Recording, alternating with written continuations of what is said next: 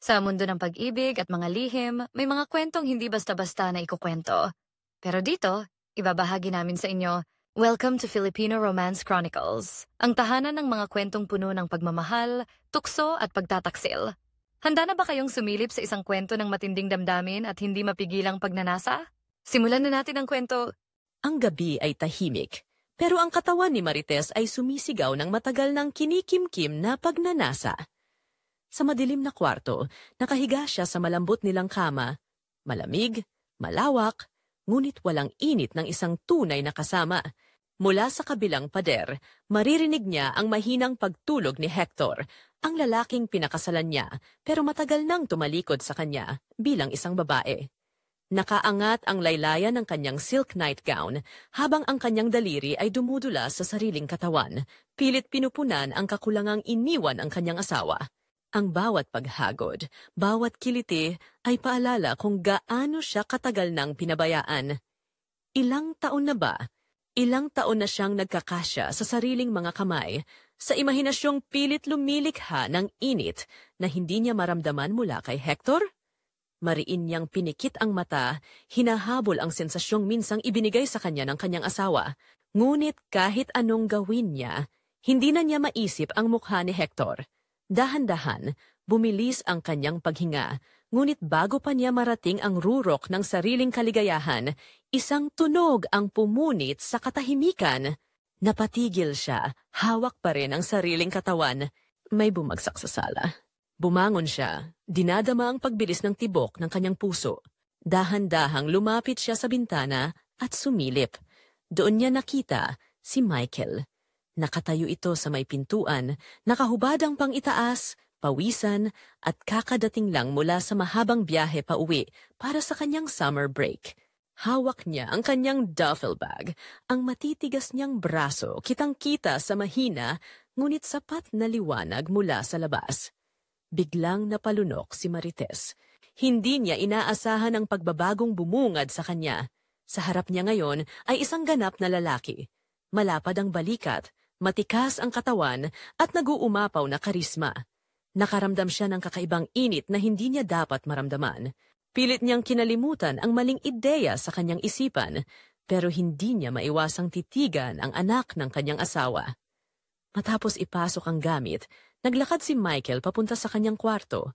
Bahagya niyang iniwang bukas ang pinto, sapat upang masilip ni Marites ang kanyang ginagawa. At ang sumunod na nangyari ay nagpalakas ng kabog ng kanyang dibdib. Si Michael, walang damit, nakatayo sa harap ng salamin, at inaabot ang sariling katawan sa paraan na alam niyang hindi niya dapat nakikita. Napakapit si Marites sa pinto. Mabilis ang kanyang paghinga. Dapat siyang lumayo. Dapat siyang bumalik sa kanyang kama at kalimutan ang nakita niya. Pero hindi niya magawa. Sa halip, mas tumindi ang nag-aapoy na init sa kanyang katawan. Ang init na hindi niya natapos kanina ay muling sumiklab. Parang apoy na gumapang sa kanyang katawan, isang matinding pagkasabik na hindi niya kayang pigilan. Kinabukasan, nagising si Marites na may bagong damdamin sa kanyang dibdib. Hindi ito pangkaraniwan. Hindi ito tama. Pero hindi rin niya kayang itanggi na may kakaibang kilig sa kanyang pakiramdam. Habang nag-aalmusal, tahimik niyang pinagmamasdan si Michael.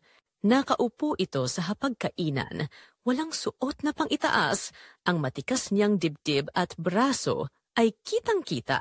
Sa bawat galaw niya, lumilitaw ang matitigas niyang muscles. Napansin ni Michael ang titig ni Marites at bahagyang ngumiti. Tita, okay ka lang? Napakurap si Marites at mabilis na iniwas ang tingin. Ha? Oo naman. Wala lang. Ang laki ng pinagbago mo, Michael. Mas naging maskulado ka, napatawa ang binata. I go to the gym po kasi sa university. Sayang naman ang membership kung hindi ko gagamitin. Ngumiti si Marites, pilit na pinapakalma ang sarili. Bagay sa'yo, napangiti si Michael at muling ipinagpatuloy ang pagkain. Pero si Marites, hindi niya mapigilang isipin kung gaano kaya katigas ang katawan ni Michael habang dinadama ito. Lumipas ang mga araw at lalo pang lumalim ang pagnanasa ni Marites kay Michael. Sa tuwing dumadaan ito sa tapat niya, nadarama ni Marites ang kakaibang presensya ng binata na nag-uumapaw sa karisma. Sa bawat galaw nito, nasisilayan niya ang maumbok nitong dibdib, ang manipis na balahibong tumatakip sa kanyang pusod, at ang malalim nitong tingin na kahit hindi sadya, ay para bang nang aakit. At isang gabi, hindi niya na kinaya. Kailangan niyang gumawa ng paraan. Nagsuot siya ng nightgown at pinatay ang aircon sa kanyang kwarto. Nagpawis siya ng bahagya, sapat upang makita sa katawan niya ang kinang ng kanyang pawis. Lumabas siya ng kwarto at marahang kumatok sa pinto ni Michael. Michael, gising ka pa? Ilang saglit bago ito sumagot. Yes, tita. Bakit po? Kunyari nag-aalalang sagot niya, nasira yata ang aircon ko. Sobrang init sa kwarto. Pwede mo ba akong tulungan? Narinig niya ang pagbukas ng pinto at doon siya lumingon. Nakita niya si Michael, naka-boxers lang, inaantok pero handang tumulong. Hindi niya inakalang ang gabing ito ang simula ng isang matamis, ngunit mapanuksong laro. Si Marites ay dahan-dahang pumasok sa kwarto ni Michael, hinahaplos ang kanyang leeg na tila naiinitan. Baka pwede kitang samahan dito sandali habang naghahanap ako ng solusyon. Bulong niya, sabay ngiti ng bahagya. Ang kanyang mata ay naglalaro sa reaksyon ng binata. Hindi agad nakasagot si Michael. Ngunit nang bumagsak ang pinto sa likuran nila at nanatili silang magkasama sa loob ng kwarto, alam ni Marites, nahulog na si Michael sa kanyang patibong. Hindi niya dapat nakita iyon, pero nakita niya. At mula noong gabing iyon, hindi na siya tinantanan ng alaala. Sa tuwing pipikit si Marites, bumabalik ang larawang iyon. Si Michael sa loob ng kanyang kwarto, walang damit, pinapasaya ang sariling katawan sa paraan na hindi niya dapat nasaksihan. Ang ekspresyon nito, ang paraan ng paggalaw, ang paghinga nitong nakakahumaling, lahat ng iyon ay nag-iwan ng matinding bakas sa kanyang isipan. Dati, si Hector ang laman ng kanyang fantasy, pero ngayon, isang mas batang lalaki, isang bawal na tukso, ang nagpapainit sa kanyang isipan. Nagising si Marites na may kakaibang enerhiya sa kanyang katawan. Hindi na ito ang parehong pagkabagot na nararamdaman niya dati tuwing umaga. Sa halip, isang matinding sigla ang nadama niya, isang lihim na pananabik sa bawat pagdaan ng oras. At alam niya kung bakit. Dahil kay Michael. Simula noong araw na yon, sinimulan na ni Marites ang kanyang laro. Isang mapanganib, mapanuksong laro na tanging siya lamang ang may kontrol. Nagpalit siya ng paraan ng pananamit. Mas dumadalas ang pagsusuot niya ng sexy dresses na bumabakat ang kanyang malaking hinaharap. Mas mahahalay ang kanyang mga kilos na tila inosente ngunit may kahulugan. Sa tuwing dadaan si Michael, sadya niyang iiwanang bahagyang nakabukas ang kanyang robe o hindi kaya'y yumuyuko ng bahagya upang masilayan nito ang makinis at mabilog niyang dibdib. Michael, tulungan mo nga ako dito. Utos niya isang umaga, habang nakatayo sa kusina, nakatalikod, at may iniaabot sa itaas na kabinet. Hindi ko maabot. Lumapit ang binata, ang mainit nitong katawan dumidikit sa kanyang likuran habang inaabot ang hinihingi niya. Bahagyang napangiti si Marites nang maramdaman ang init ng katawan nito, ang lakas ng kanyang braso na halos bumalot sa kanya. Salamat, Michael. Bulong niya habang dahan-dahang lumingon, halos magkadikit ang kanilang mukha. Napalunok ang binata at mabilis na lumayo. Walang anuman po, tita, napangiti si Marites. Nag-uumpisa nang mabaliw si Michael sa kanya at iyon ang gusto niya. Habang lumilipas ang mga araw, mas lalo niyang nararamdaman ang epekto ng kanyang ginagawa kay Michael. Kapag magkasama sila sa sala, nararamdaman niyang pasimpleng tumitingin ito sa kanyang hita. Kapag lumalapit siya, humihigpit ang hawak nito sa kung anumang bagay na nasa kamay niya. Tanda ng pagpipigil. Ngunit ang paborito niyang sandali ay tuwing umaga habang nagkakape sila sa veranda. Palaging unang bumababa si Marites, laging nakasuot ng silk dress, walang bra, at nagkakape habang nakatingin sa malayo. Alam niyang ilang saglit lang, lalabas na rin si Michael, at tama nga siya. Mula sa gilid ng kanyang mata, nakita niyang bumagal ang hakbang ni Michael nang makita siya. Hindi ito nagsalita, pero alam niyang pinagmamasdan siya nito. Ang kanyang dibdib na bahagyang natatakpan, ang kanyang hita na nakapatong sa upuan. Lahat ng iyon ay sadya niyang ipinapakita. Gising ka na pala, casual niyang sabi, hindi tumitingin. Opo, mahinang sagot ni Michael. Naramdaman niyang nag-ayos ito ng pagkakaupo, tila hindi mapakali. Alam niyang apektado na ito. At ang pinakamagandang parte? Hindi niya alam kung paano ito ipapaliwanag sa sarili niya. Isang gabi, naabutan ni Marites si Michael sa kusina, halatang bagong paligo. Nakasuot lang ng boxer shorts at isang lumang sando. Hindi niya maiwasang mapansin kung gaano kasikip ang suot nitong pambaba, kung paano bakas na bakas ang matipuno nitong katawan.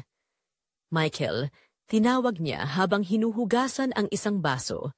Ang laki ng pinagbago mo. Nung bata ka, payatot ka lang. Ngayon, ibang-iba ka na. Napakamot ito ng ulo, halatang hindi alam kung paano sasagutin. Salamat po, tita. Ngumiti si Marites sa kalumapit ng bahagya. Mas bagay sa'yo ang ganyan. Mas matipuno. Napatingin sa kanya si Michael. Isang titig na may pagnanasa. At sa titig na iyon, alam ni Marites, nahulog na ito sa kanyang patibong. Simula noon, hindi na nakaiwas si Michael. Laging lutang ang kanyang isipan. Kapag magkasama sila ni Marites, parang hindi niya alam kung saan siya titingin. Kapag nahahawakan siya ng babae, kahit bahagya lang, parang may kuryenteng dumadaloy sa kanyang katawan. Isang gabi, nagkasalubong sila sa makipot na hallway. Dumaan si Marites sa harap niya, at sa sobrang lapit nito, halos sumayad ang malambot nitong dibdib sa kanyang braso. Saglit lang iyon, pero sapat na upang manigas si Michael sa kinatatayuan niya. Good night, Michael, bulong ni Marites bago pumasok sa kanyang kwarto. Ngunit bago ito tuluyang isara ang pinto, bahagya siyang lumingon. Ang mga mata ay tila ng aakit. Kung mainit ang kwarto mo, Michael, alam mo na kung saan mo ako makikita. Napatingin si Michael sa kanya at hindi makapagsalita. Ngunit si Marites, ngumiti lamang bago marahang isinara ang pinto. Sa labas, nanatiling nakatayo si Michael, pilit pinapakalma ang sarili. Ngunit alam niyang hindi na niya ito kakayanin ng matagal. At si Marites, alam niya rin iyon, at ito ang kanyang matamis na tagumpay. Sa labas, malagkit ang hangin, walang ihip mula sa bintana. Sa loob ng kwarto ni Marites, lalo lamang itong umiinit. Nakatayo siya sa harap ng salamin, pinagmamasdan ang nightgown na bumabalot sa kanyang katawan. Sa mahinang liwanag ng kanyang lampshade, kitang-kita ang kurba ng kanyang katawan. Alam niyang gising pa si Michael. Alam niyang nasa kabilang kwarto lang ito. At marahil ay hindi pa rin mapakali mula sa huling gabi nilang pagtatagpo sa hallway. Napangiti si Marites. Ngayong gabi, sisiguraduhin niyang matitikman si Michael. Pinatay niya ang aircon, hinayaan ang init na bumalot sa kanyang katawan.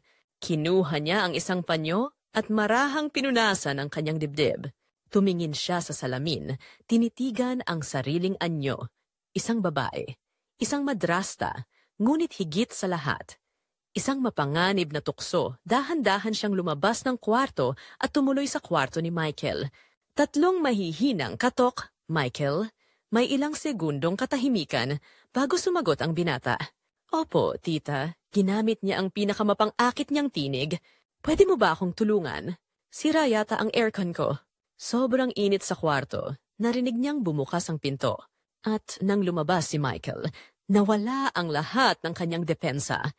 Nakahubad ito mula sa bewang paitaas, kitang-kita ang maganda niyang katawan. Ngumiti si Marites. Ang kanyang mga mata naglalaro sa katawan ng binata. Papasok ka ba o dito tayo sa pinto buong gabi? Biro niya pilit na pinapalambot ang kanyang tinig. Walang nagawa si Michael kundi pumayag. Pumasok ito at sa sandaling iyon, ang pinto ay nagsara kasama ang natitirang linya ng tama at mali. Sa loob, bahagyang nagpatuyo ng pawis si Michael gamit ang kamay nito. Anong nangyari sa aircon niyo, tita? Tanong niya, pilit iniiwasan ang mga mata ng kanyang madrasta. Dahan-dahang lumapit si Marites, bahagyang yumuko upang silipin ang control panel ng aircon. Sinadya niyang ipakita ang hubog ng kanyang dibdib. Hindi ko alam. Bigla na lang hindi gumana. Napalunok si Michael. Alam niyang hindi siya dapat tumingin, ngunit hindi niya rin kayang umiwas. Hinayaan ni Marites na dumaan ang ilang sandali ng katahimikan. Ang kanilang paghinga lang ang maririnig. Inangat niya ang kanyang mukha at ngumiti. Ang init, hindi ba? Dahan-dahang lumapit si Marites. Ang kanyang kamay marahang sumayad sa braso ng binata. Tila sinisiyasat ang init ng katawan nito. Mukhang pinagpapawisan ka rin, bulong niya. Hinila ni Michael ang kanyang braso mula sa kamay ni Marites. Dapat na yata akong bumalik sa kwarto ko, anya, pilit na pinapakalma ang sarili. Pero bago pa siya makalayo, hinawakan siya ni Marites. Wait, bulong nito. Nagtagpo ang kanilang paningin. Wala nang atrasan. Ang kamay ni Marites, nanoy marahang nakahawak lang, ngayon ay dumulas pababa sa dibdib ng binata. Ramdam niya ang pintig ng puso nito, ang matigas na laman na halos pumutok sa init. Si Michael, nananatiling nakatayo, hindi gumagalaw, ngunit hindi rin umaatras. Inangat ni Marites ang mukha niya, inilapit ang kanyang bibig sa tenga ng binata. Huwag kang matakot, Michael. At noon bumigay ang binata.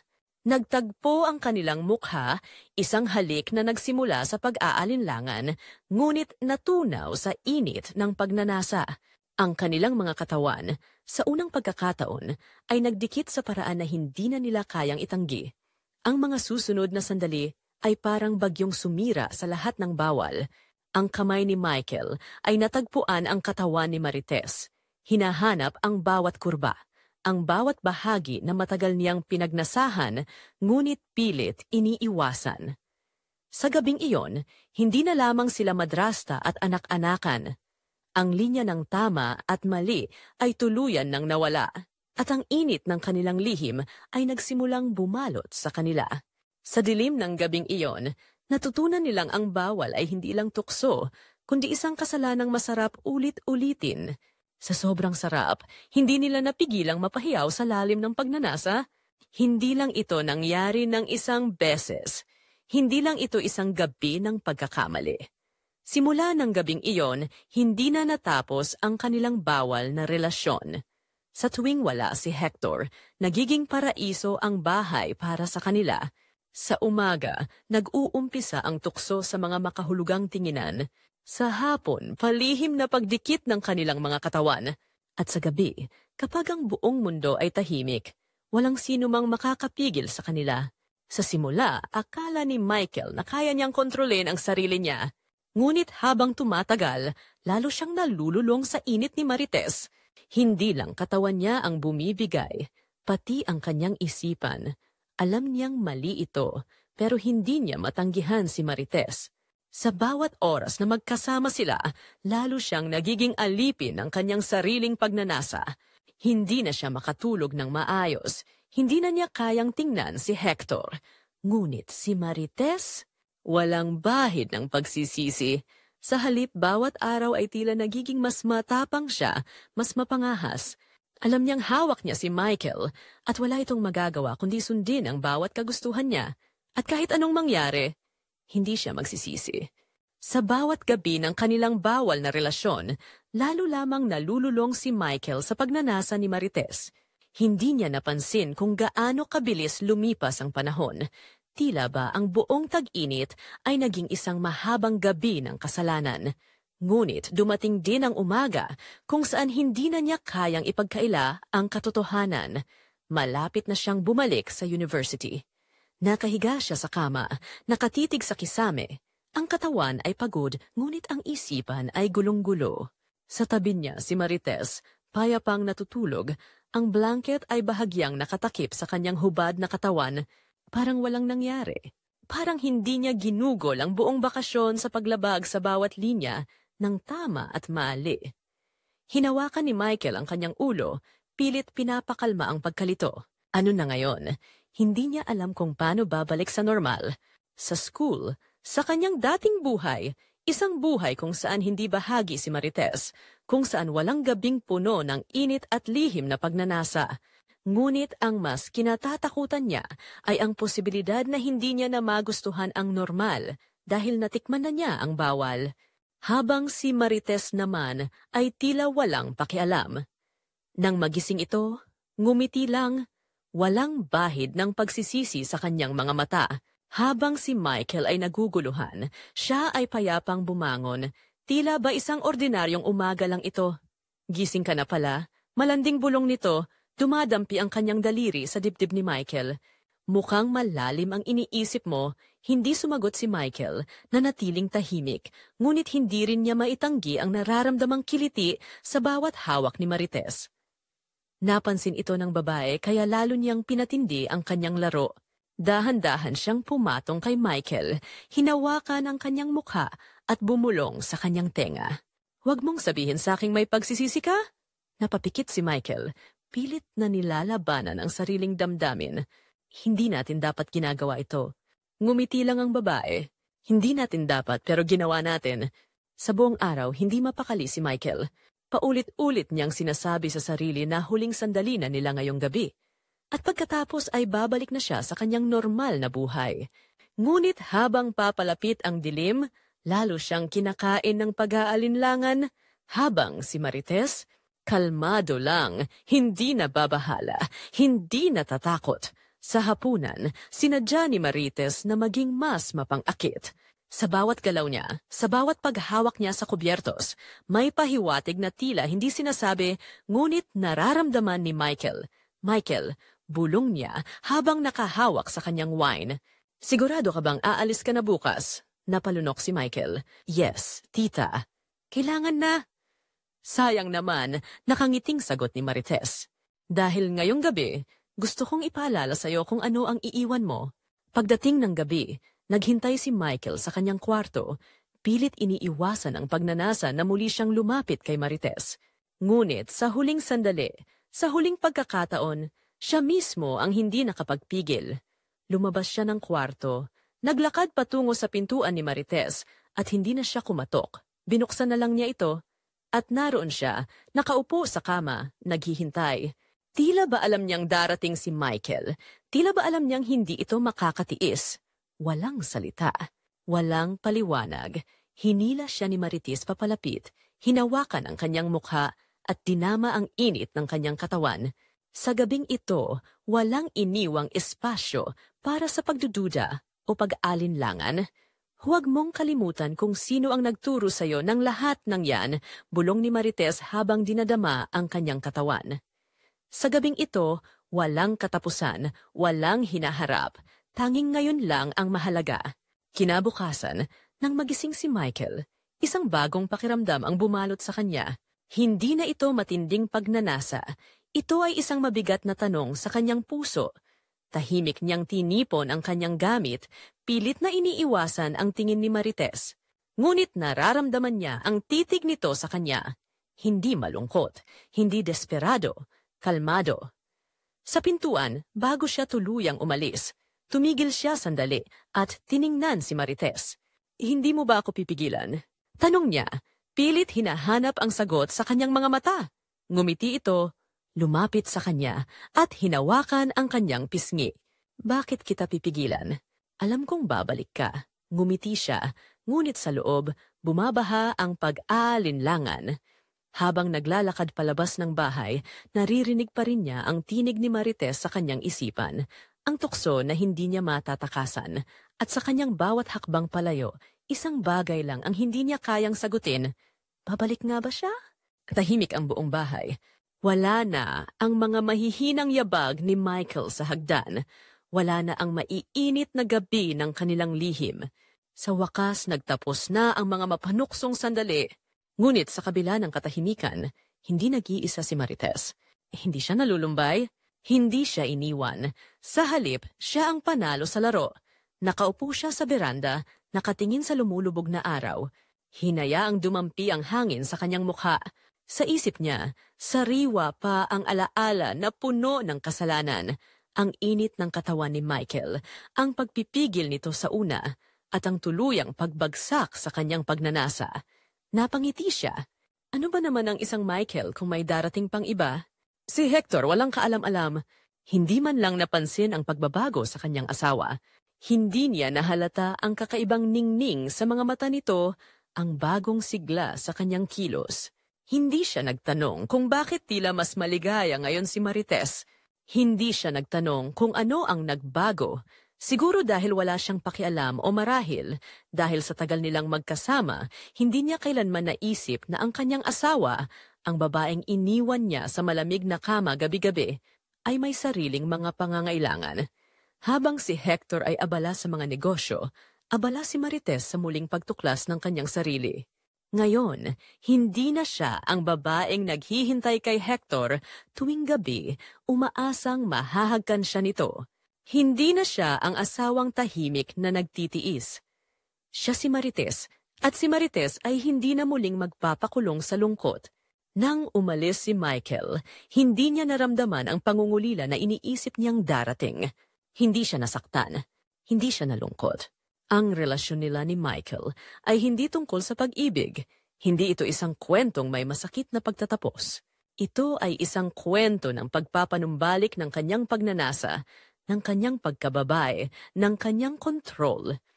Ngunit isang bagay ang natutunan niya, hindi niya kailangan ng pag-ibig para maging buo. Wala siyang pagsisisi, wala siyang pag-aalinlangan. Pero alam niya ang katotohanan, hindi lahat ng naglalaro ng apoy ay kayang hawakan ito. Si Marites ay determinado, ngunit hindi lahat ng babae ay katulad niya. Marami ang mahuhulog, hindi sa tukso kundi sa emosyon. Marami ang mag-iisip na kaya nilang itago, kaya nilang kontrolin, pero sa dulo, sila ang magiging biktima. Hindi si Marites.